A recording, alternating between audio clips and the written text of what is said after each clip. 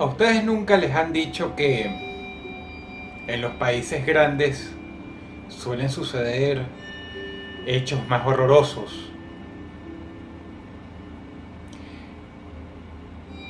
Muchos sociólogos teorizan que eso se debe a que hay mayor densidad de población. No tiene nada que ver con el tamaño geográfico de una nación, simplemente que hay mucha gente y por ende más probabilidades de que pasen esos hechos inauditos que luego se convierten en leyendas. Lo que les voy a contar ahora es una de esas leyendas y sucedió en los Estados Unidos. Corrían los años 80 y el que después se convirtió en un paciente mental que necesitó muchos años para recuperarse de ese incidente, dice que una noche simplemente se despertó porque escuchó ruidos. Tenía aproximadamente 8 años. Era un hijo único.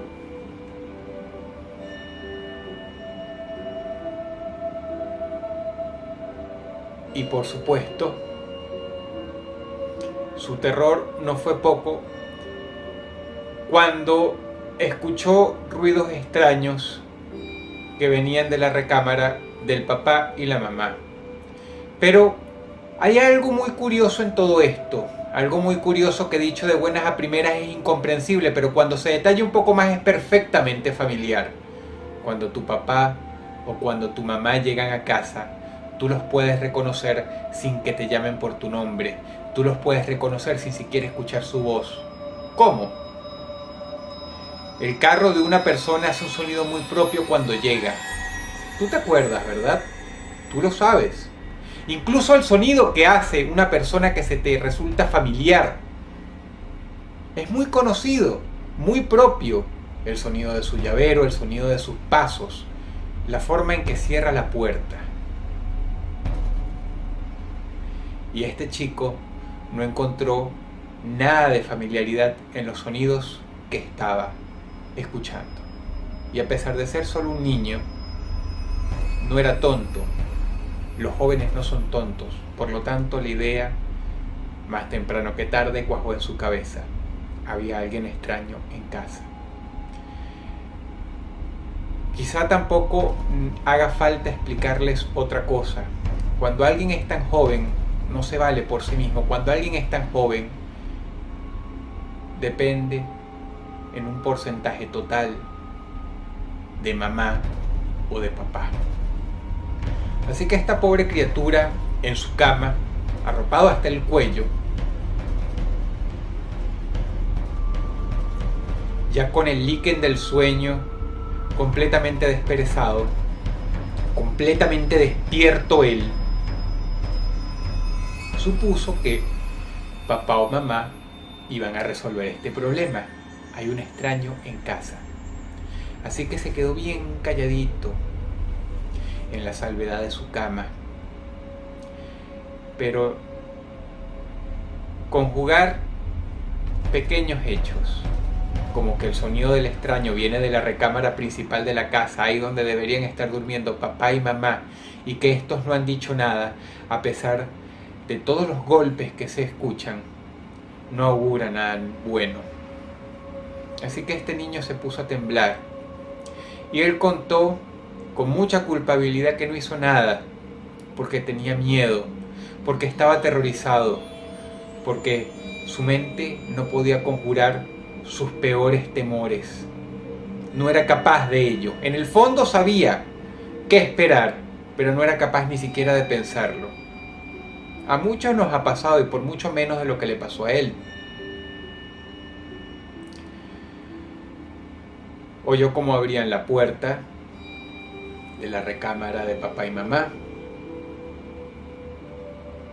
y escuchó cómo alguien que aparentemente debía ser muy pesado arrastraba algo. Primero una vez, llevándolo hasta la mitad del pasillo, y luego otra. Volvió a ir a la recámara principal e hizo el viaje nuevamente, arrastrando algo. Ustedes se pueden imaginar todos esos segundos. Cada segundo pasaba como si fuera un minuto y el niño estaba ahí en silencio, oyéndolo. Oyendo cómo arrastraban algo pesado por la alfombra del pasillo.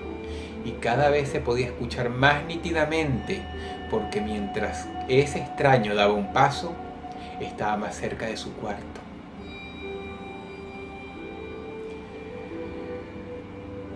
Más miedo del que podía soportar al notar que este extraño había dejado dos cosas muy pesadas, o mejor dicho, había arrastrado dos cosas pesadas hasta la puerta de su cuarto. Según él cuenta con lujo y detalle, ¿cómo se dio cuenta de ello? ¿Cómo se percató? Simple, porque el extraño, el intruso, los tiraba justo en la puerta de su recámara. Temblando, con ganas de llorar, aguantando la respiración ni siquiera para gemir,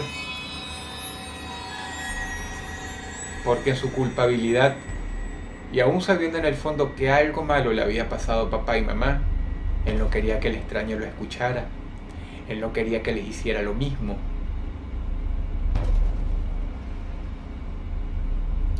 Se hizo el dormido. El plan calzaba perfectamente porque al fin y al cabo no había hecho ningún ruido antes, así que simplemente cerró los ojos y trató de acompasar la respiración lo más que pudo, echando mano de toda la inteligencia que puede tener un niño. Se escuchó el gañido de la puerta de su habitación. El extraño le estaba abriendo. El niño ni siquiera abrió un poquito los ojos en la oscuridad para verlo. No quería saber nada. Simplemente cerró los ojos. La luz de la luna alumbraba un poco el cuarto, pero de nada le sirvió porque él quería desentenderse. Quizá él simplemente quería despertar de lo que era una horrenda pesadilla, que era real. Temblaba, las manos le temblaban, los pies le temblaban, quería llorar, se aguantaba la lágrima, pero se hizo el dormido. Y entonces este degenerado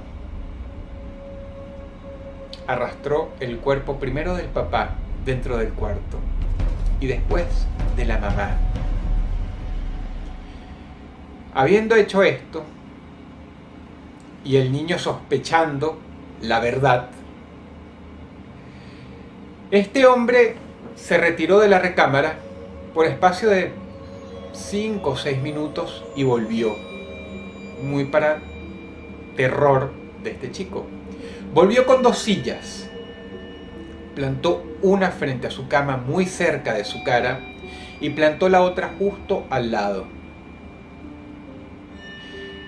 Si este extraño hubiese llegado a saber que no estaba durmiendo, podía llegar a matarlo. El niño simplemente sabía este hecho aunque no sabía el por qué, y menos en la desesperación, pero todos sabemos que si le veía el rostro, aunque sea a la luz de la luna, se podía meter en un problema muy grave. Y de alguna manera este chico lo sabía y se hizo el dormido, mientras este maldito agarraba el cuerpo de sus padres y lo sentaba justo delante de él.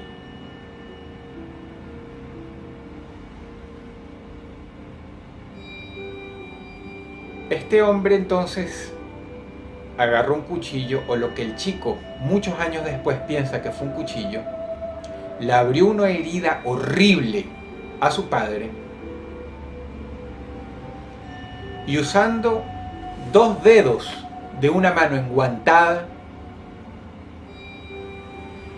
empezó a tocar su pared, la pared frente a la cama, y se escuchaba así, en sonidos largos y arcados. Después el extraño se fue. El niño tardó media hora en llorar, empezar a gemir, empezar a llorar y a llorar más, a lagrimear, desesperado, ya cuando en el fondo estaba seguro de que el extraño se había ido. Más tarde, como sabemos, la policía fue a la casa y se armó el escándalo, pero esta historia no termina así. Esta historia termina en que, cuando el sol empezó a alumbrar sus primeros rayos a través de la ventana de este niño, y finalmente reunió las fuerzas para sentarse, evitó ver el cadáver de sus padres, pero consiguió ver lo que estaba en la pared. No era un dibujo, no eran líneas psicodélicas como él mismo lo había sospechado. Era un escrito que decía lo siguiente: sé que estás despierto.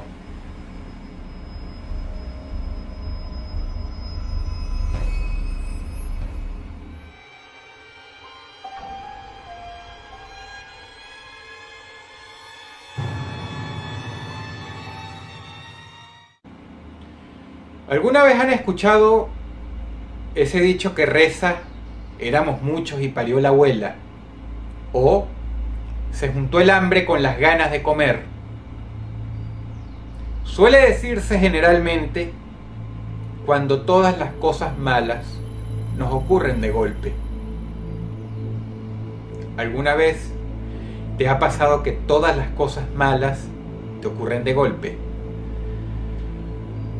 Porque el niño argentino que ocupa esta historia, sí, a su corta edad podía decir 2 cosas importantes. La primera era que tenía 7 años de edad, y la segunda es que padecía monocleurosis, por lo que su estado de salud era permanentemente delicado.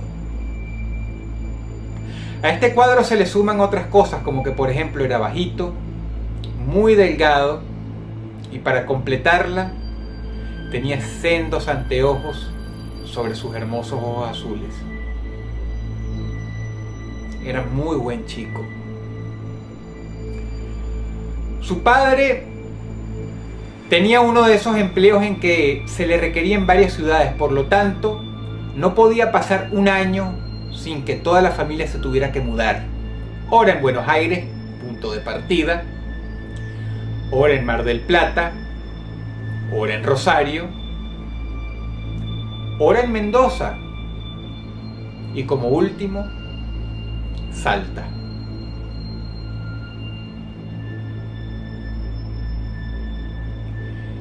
Y fue ahí, en esa provincia, donde sus padres se sentaron a tener una conversación muy larga, porque el chico no estaba haciendo ningún amigo, no tenía nadie.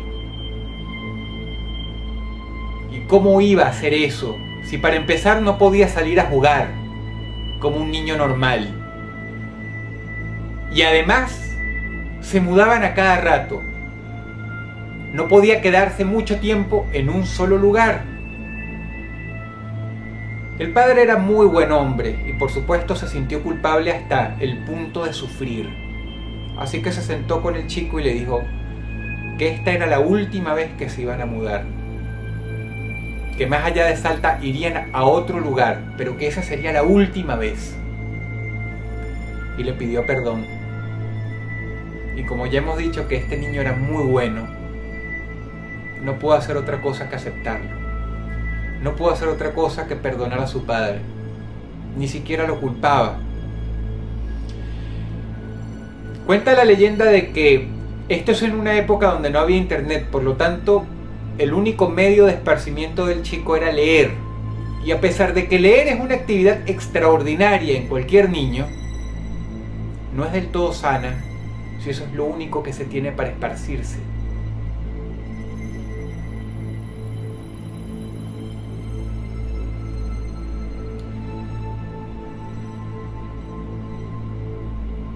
Cuando nosotros somos niños, a veces pasan cosas extrañas. A veces, solo a veces, vemos cosas muy extrañas. Y aun cuando seamos de esos chicos cuyos padres se jactan de que no dicen una sola mentira, a veces, solo a veces, pasan cosas que sencilla y llanamente no nos van a creer. A este chico le sucedió cuando un día, muy bien vestido, durante el invierno, salió a pasear, a regañadientes de su madre, quien lo sobreprotegía. Tenían una buena casa, pero no era exactamente en la capital de Salta, sino en las afueras, en un lugar a 20 minutos conduciendo, llamado San Lorenzo, cerca de la Quebrada. Ya estaba atardeciendo, en invierno anochece mucho más rápido, y en parte porque es un niño de 7 años, no pone el grito en el cielo cuando un personaje mucho más bajo que él, completamente rechoncho y con una boca que iba de oreja a oreja, se le apareció. No era una persona normal. De hecho, distaba mucho de ser una persona. Tenía un aspecto muy grotesco, pero de lejos lo peor era la boca, puesto que cada vez que hablaba parecía que moviera la cabeza entera, en especial el lado superior. Era muy grande, era enorme. Pero el señor Boca Grande, como se hizo llamar ante el chico, era muy amistoso. Al menos le hizo sentir tranquilidad. Le preguntó su nombre, le preguntó qué hacían sus padres, le preguntó todas esas cosas que no se le deben preguntar a un niño cuando se encuentra en un parque, porque nos haría quedar mal. Pero sin embargo, el señor Boca Grande era distinto a todo lo que él había visto antes.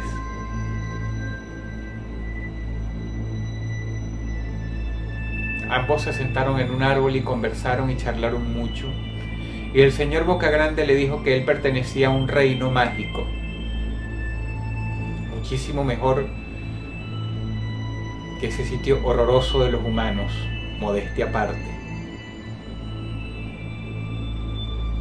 El señor Boca Grande le dijo además que no se molestara en decirle nada a los padres, porque no le iban a creer. Y él le dijo: no quiero que le mientas a tu padre y a tu madre, pero ¿cómo vamos a hacer? No te van a creer que existo. Total, yo solo me le aparezco a los niños y a los ancianos. El chico era muy inteligente y sabía lo que tenía que hacer ante un extraño, pero nuevamente el señor Boca Grande era muy peculiar. Y tenía razón, tenía toda la razón. No quería que hiciera nada malo. Simple y llanamente le dijo que sus padres lo iban a ver como un loquito. El chico se fue a casa muy contento y muy extrañado. Y el señor Boca Grande empezó a aparecérsele cada vez que se quedaba solo. Y esto era de noche en la casa.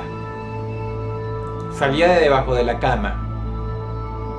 Más temprano que tarde le explicó que tenía poderes mágicos y que por eso podía hacerse. Por eso podía hacer todas esas cosas extraordinarias. Por eso podía hacerse toda esa magia. Y por lo general solo charlaban y charlaban. Y se la pasaban charlando hasta altas horas de la noche durante las vacaciones. El señor Boca Grande le dijo que, muy lamentablemente, cuando empezaran las clases,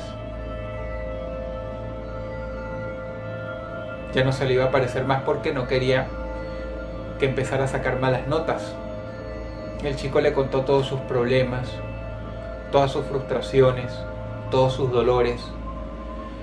Y fue así como descubrió una nueva dimensión de sí mismo. Descubrió cosas de sí mismo que no sabía nada más al hablar con un amigo. El señor Bocagrande le preguntó: ¿quieres que siga viniendo? ¿No te molesta? Y el chico, ya convencido de que se trataba de un ser mágico, le dijo que sí.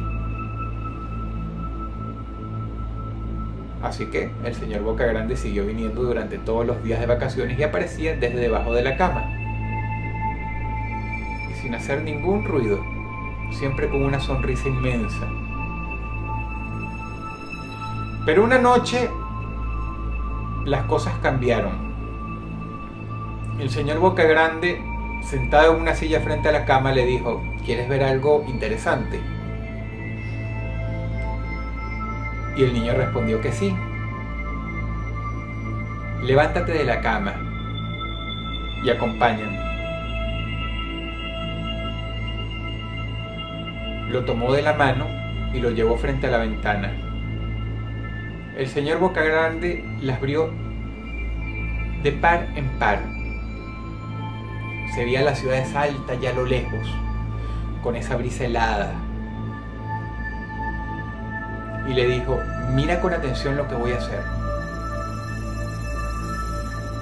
El duende se lanzó de bomba de un segundo piso, cayó de culo en el pavimento y volvió a rebotar hasta arriba.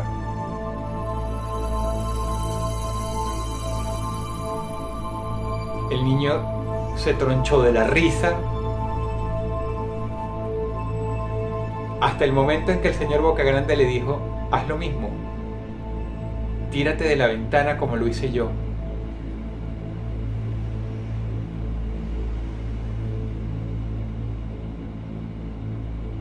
El niño fue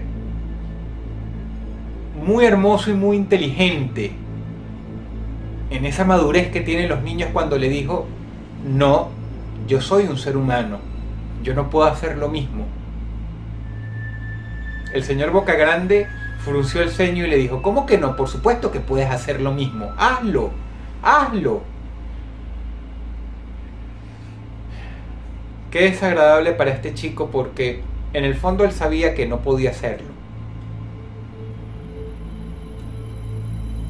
Y le dijo: no, por favor, no, con toda la timidez y con todo el pesar del mundo. Se le hacía muy difícil decirle que no a su amigo. El señor Bocagrande entonces dijo: si tú crees que lo puedes hacer, lo vas a hacer. Pero el chico no era estúpido y sabía que no lo podía hacer, porque con solo desearlo mucho no iba a sobrevivir de un segundo piso, y menos él. La primera cosa mala pasó porque el señor Bocagrande, al recibir tantas negativas,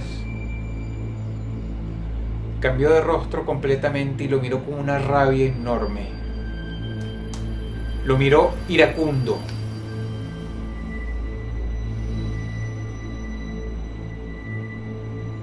Y muy antipáticamente le dijo: bueno, me voy. Y se marchó.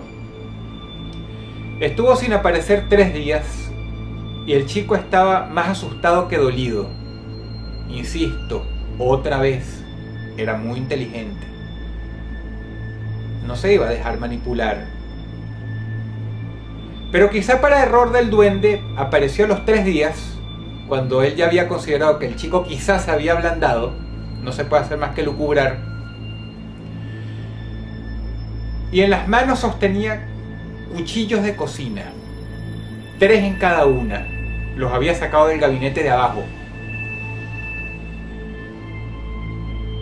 El pequeño se asustó muchísimo y se defraudó, porque pensó que lo que había pasado antes era episodio de una sola vez. El señor Bocagrande empezó a hacer malabarismos con los cuchillos. Huelga decir que fue perfecto, perfecto, una actuación que ni en el circo. Luego le extendió las manos con estos utensilios y le dijo: ¿por qué no lo intentas tú? Quiero enseñarte a hacer malabarismos. Otra vez la misma historia. El niño se tuvo que negar.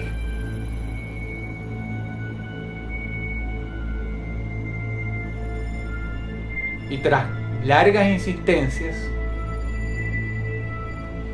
el señor Bocagrande volvió a poner cara de rabia y le dijo: quiero que durmamos juntos esta noche. Y el niño, muy incómodo y temblando, aceptó. Y se durmió con el duende diciéndole a la pata del oído: quiero lo mejor para ti, puedes lograr lo que seas, quiero llevarte a mi mundo mágico.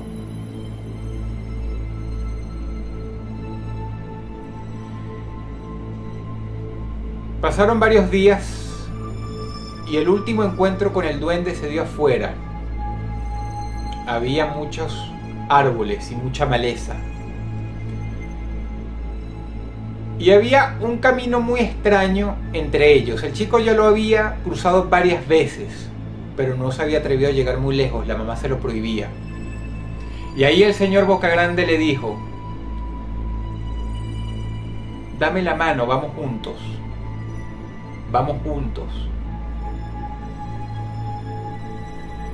El niño una vez se negó, pero el duende ya lo tenía agarrado de los deditos.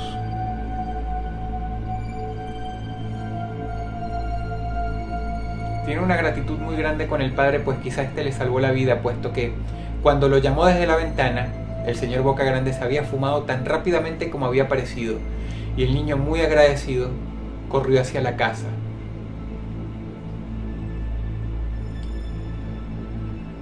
Desde ese entonces procuró tener una relación mucho más estrecha con su padre. Nunca le dijo por qué, pero no quería separarse de él para que no viniera el señor Bocagrande, que ya se había convertido en una visita siniestra, más que cualquier otra cosa.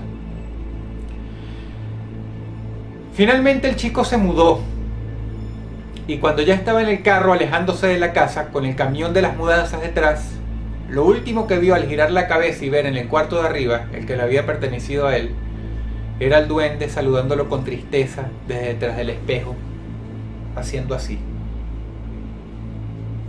El chico no respondió el saludo, y más nunca volvió a ver al señor Bocagrande. Pero con el pasar de los años se enteró de dos cosas: ese camino entre los árboles, que supuestamente era el camino hacia el reino del señor Bocagrande, no conducía hacia otra cosa que un cementerio. Y en todas y cada una de las lápidas, a juzgar por los años en que habían muerto, todas eran de niños.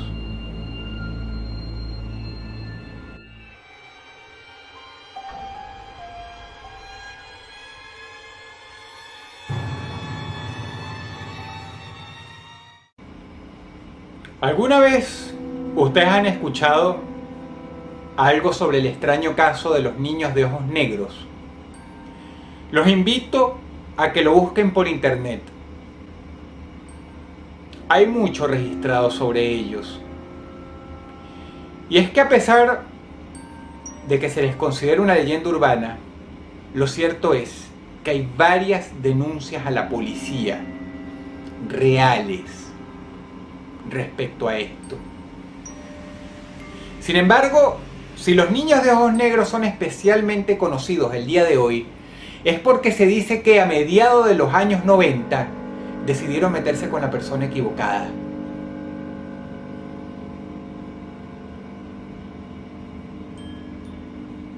Este hombre fue muy valiente en dar a conocer este caso. Es un señor que hoy es muy mayor y en aquel entonces también era mayor, pero con un poco menos de años. Es un periodista, y por eso la historia que estoy a punto de contarles goza de especiales detalles que un ojo entrenado puede captar.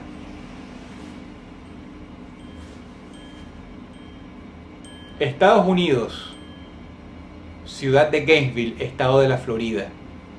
Eran las 11 de la noche, hacía frío y el señor estaba saliendo del mall.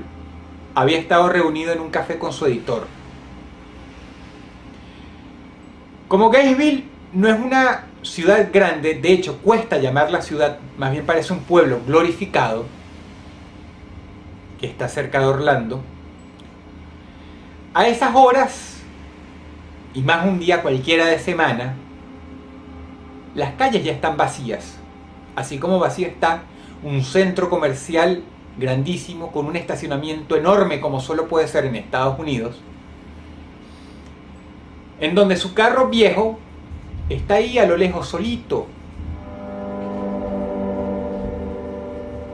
Él camina, exhalando vapor blanco de la boca, echa mano a su bolsillo, extrae las llaves, las introduce en el cerrojo, abre la puerta, cierra y se acomoda en la silla,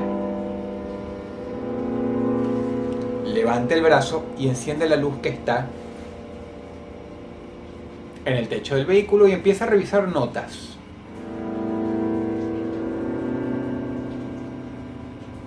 Él no escuchó murmullos, él no escuchó pasos, él no los oyó llegar. Por eso es que se sorprendió mucho cuando sobre el vidrio escuchó. El hombre gira la cabeza, mira hacia afuera y hay dos niños.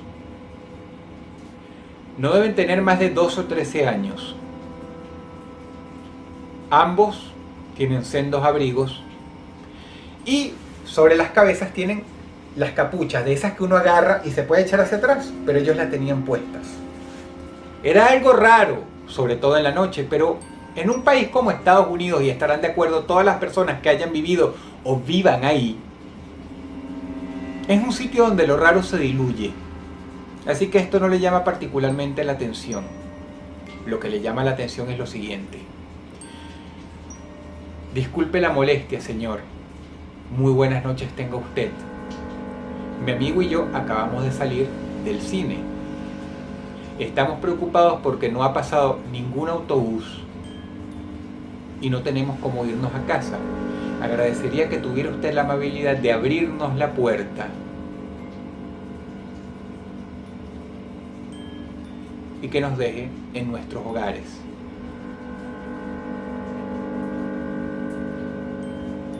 El hombre frunce el entrecejo y, por si ustedes no lo han notado, hay algo que a él le llama poderosamente la atención y es el vocabulario que emplea este muchacho.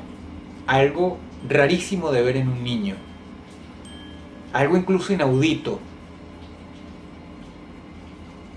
Hay niños educados también en Estados Unidos, sí, si se les busca bien, pero este tenía un dominio de la lengua muy grande, se expresaba con palabras señoriales, incluso majestuosas, mientras que el compañero, que tenía la cara muy pálida y llena de pecas,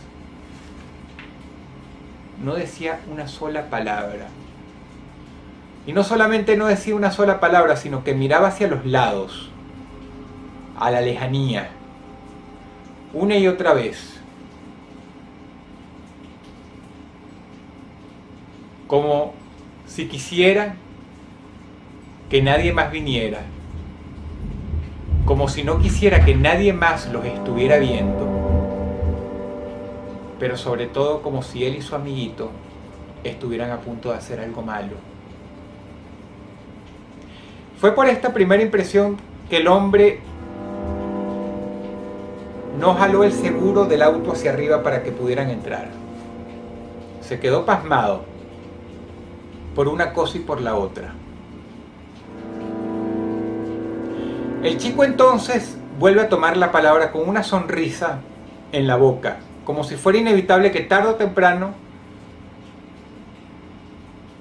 el hombre les abriera la puerta del carro, como si incluso estuviera haciendo un acto de arrogancia ante su amigo, con sus poderes de convencimiento. Señor, por favor, no quiero que papá y mamá me castiguen, es tarde, estábamos en el cine, le suplico que por favor nos deje entrar en el carro.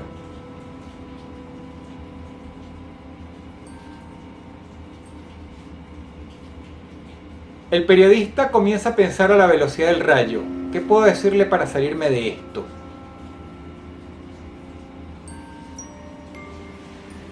Había algo que no le terminaba de cuadrar.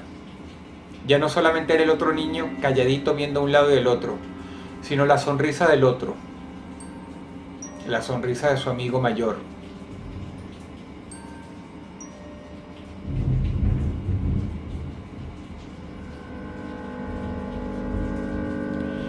Él entonces dice, con temor a dar una negativa,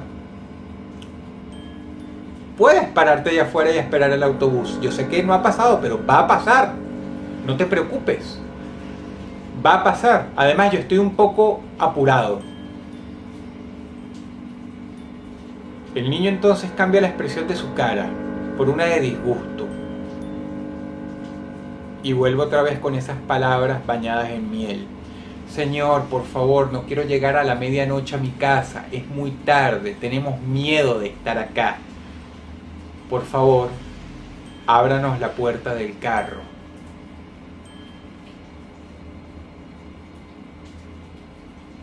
Ya no es llegar a casa. Ya lo había repetido 2 veces. Ábranos la puerta del carro. El periodista entonces empezó a ponerse muy nervioso.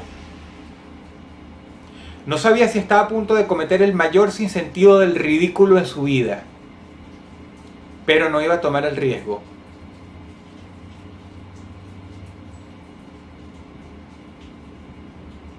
Tenía mucha vergüenza de decirle que no quería hablar con extraños, un hombre mayor como él, ante 2 niños. Pero le dijo, lamento mucho no poder ayudarte. Perdóname. Y entonces nota que las manos le empiezan a temblar. Y él narra que las manos le empezaron a temblar porque él estuvo a punto de dejarse convencer. Porque entonces se percató de que el niño tenía alguna especie de poder. Era muy convincente. De hecho, todavía estaba dudando. Pero, mientras más se negaba, más nervioso se ponía. Y el niño afuera, más molesto se veía. Y lo que era peor, el compañerito seguía viendo de un lado hacia otro, como si estuviera designado para cantar la zona, para velar porque no viniera nadie más. Señor, por favor, no se niegue a ayudar a 2 niños. Se lo suplico, déjenos entrar al auto. Quizás fue el hecho de que el muchacho seguía hablando con extrema amabilidad, a pesar de que trataba de ocultar un enojo. Entonces notó que, aparte de enojado, el chico estaba sorprendido, como si no se pudiera creer que el truco no había funcionado, que no había logrado convencer a este periodista. Y el periodista lo notó. Y mientras más detalles notaba, más el supuesto plan se le iba al garete a los niños. Entonces el hombre empezó a temblar más y el niño se percató de que estaba aterrorizado.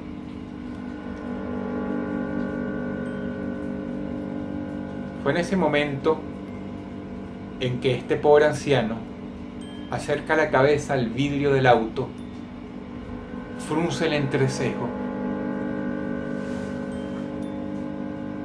y nota algo que la oscuridad de la noche no le había dejado ver, conjugado con el faro de luz que estaba sobre ellos.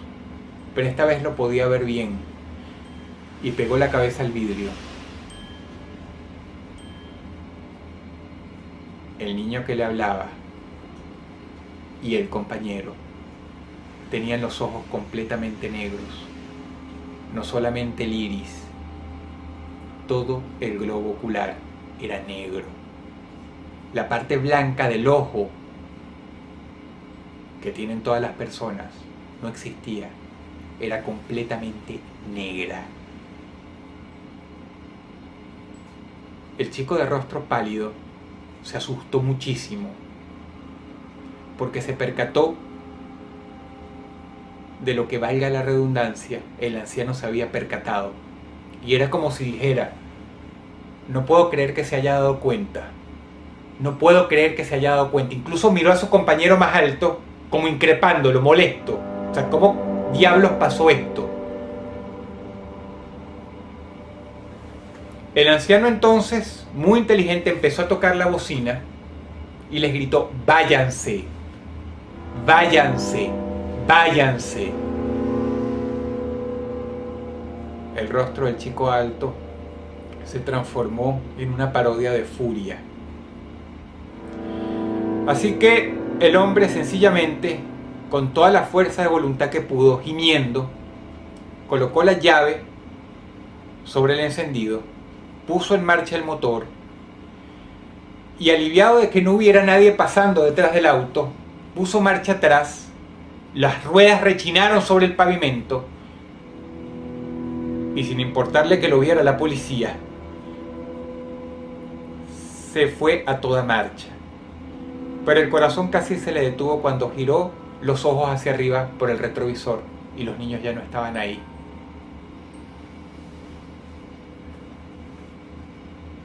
Ya lo dije al principio, el hombre tuvo mucho valor de contar esta historia. Y él asegura, por su honor, por su reputación, que es verdad, que es real. ¿Cuál fue su sorpresa de que en los meses siguientes varias personas alrededor de todo Estados Unidos, en lo alto de Canadá y más tarde en Europa, reportaron ver niños de ojos negros? Y lo peor es que sus historias eran exactamente parecidas a las de este anciano. Era gente que se había percatado a tiempo. Y la mayoría eran de personas que habían intentado entrar a la casa. No en el carro, sino a la casa.